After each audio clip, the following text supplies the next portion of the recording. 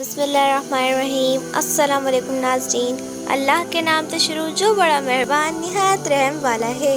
تو کیسے ہیں آپ سب؟ امید ہے آپ سب خیریت سے ہوں گے۔ آج میں آپ لوگ کے لیے ایک سبق آموز واقعہ لے کر آئی ہوں۔ چلیں اسٹارٹ کرتے ہیں۔ اس کا نام ہے اللہ کے واسطے لوگوں کو جج کرنا چھوڑ دیں۔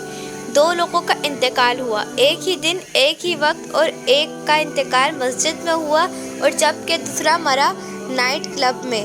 مسجد میں مرنے والا عذاب قبر میں مبتلا تھا اور جو نائٹ کلب میں مرا وہ بہت اچھے حال میں تھا۔ اس کی قبر بھی نور بھرا ہوا تھا، کیونکہ مسجد میں مرنے والا جوتے چوری کرنے کی غرض سے گیا ہوا تھا اور نائٹ کلب میں مرنے والا اپنے دوستوں کو گناہوں سے روکنے اور انہیں نیکی کی دعوت دینے کے لیے گیا تھا۔ ایک تصویر کے دو الگ الگ رخ ہیں۔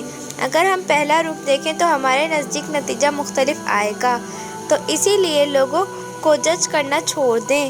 ہمیں نہیں پتہ کہ کون اپنی زندگی میں کیا کر رہا ہے اور کون سا اچھا عمل کر رہا ہے۔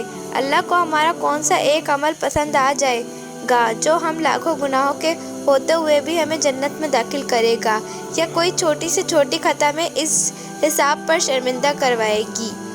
اگر آپ کو میری ویڈیو پسند آئی ہو تو اس کو زیادہ سے زیادہ شیئر کریں، میرے چینل کو لائک کر دیں، ویڈیو کو سبسکرائب کر دیں، بیل آئیکن کو کلک کر دیں۔ اللہ حافظ، السلام علیکم۔